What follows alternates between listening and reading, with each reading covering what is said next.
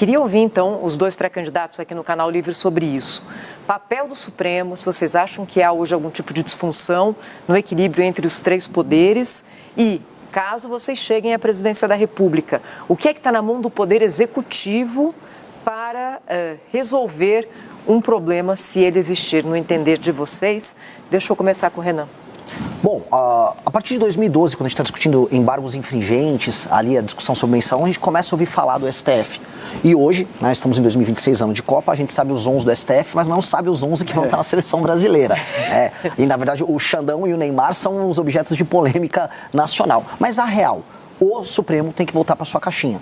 E a caixinha é uma caixinha que ele trata de temas abstratos ligados a discussões sobre constitucionalidade de temas nacionais, e não como última instância de processo. O Supremo brasileiro recebe coisa de 8 mil processos. A Suprema Corte Americana, 50. E eu nem concordo com o modelo da Suprema Corte Americana, que trabalha, às vezes, como, vamos dizer, última instância. Eu acho que o nosso modelo tem que ser de discussões que envolvam, olha, isso aqui é um direito fundamental, não, essa lei que passou, esse direito... É só isso. Atualmente é uma banca de negócios, atualmente é uma entidade que cruza todas as linhas possíveis, seja junto ao Legislativo, seja junto ao Poder Executivo. Atualmente é um instrumento autoritário dos seus pares e ele precisa ser combatido. Essa semana a gente viu um show de horrores do ministro Gilmar Mendes. E olha, ele é reputado como o ministro mais inteligente ali, estudou na Alemanha, fala alemão. É o decano. Tá passando vergonha. Agora deu um presente para o Romeu Zema, adversário de vocês. O Zema fez um videozinho lá de IA e ele pirou com o vídeo. Isso é de uma insanidade. O que ele fez com o senador Alessandro Vieira, isso não é normal. Mesma coisa com o Alexandre de Moraes. E aí quando pegam as coisas indecorosas, as participações no escândalo do Banco Master, eles ficam fingindo de louco. O Alexandre de Moraes, mentira, aquele contrato com a minha esposa não existiu. Como não existiu? Aí depois o COAF pega, não, teve 80 milhões ali que foram depositados. Ah, então existiu. Ah, não, eu nunca vi ele. Aí depois pegaram, não, ele teve em Trancoso. Perigosíssimo estar em Trancoso com um Vorcaro numa festa, né? Mas ele teve em Trancoso.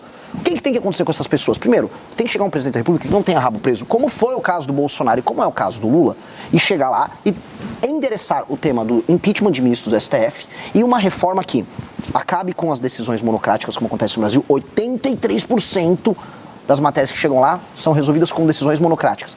Estabelecer um prazo máximo para os pedidos de vista que acontecem ali. Proibir de maneira peremptória.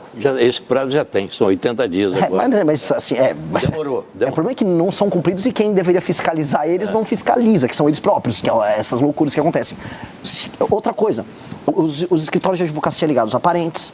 Outra coisa, o tal do foro privilegiado. Código de conduta. O código, é que é uma discussão que está rolando ali. Eu acho essencial o código de conduta e isso inclui também a impossibilidade de escritórios de advocacia ligados a familiares. O outro ponto que eu acho que também é importante, ela não ser a corte que cuida do tal foro privilegiado. Hoje, sejamos honestos, deputados e senadores não falam sobre o assunto e não vão tocar impeachment de ministro do STF, como aliás o Flávio Bolsonaro não vai tocar, porque ele tem rabo preso com o Gilmar Mendes e com o Dias Toffoli, deve favor para eles. Porque está todo mundo na mão dos caras. Precisamos criar uma corte específica que vai cuidar especificamente desses casos. E ainda tem um outro tema, que é caro também para o ministro Aldo, que é o caso das ONGs que fazem lobby junto, vamos falar os nomes, com Rede de Sustentabilidade, com o PSOL, que chegam lá e ficam brecando obras, parando projetos que passam. Vocês vão ver, podem aguardar, a tentativa de sabotagem ao licenciamento ambiental que a gente vai ver nos próximos meses. Vão tentar sabotar o licenciamento ambiental que vai botar um monte de obra para andar no Brasil, simplesmente porque sim. Porque tem uma agenda internacional financiada com ONGs tocadas e financiadas por nossos concorrentes internacionais que vão tentar usar o STF para sabotar o país. Não podemos deixar. Eu, como presidente da República, não deixarei. E nós temos que ter, vamos dizer, uma política que empodere agora o Executivo, porque as pessoas votam no presidente da República, e que recoloque o STF nas suas funções naturais.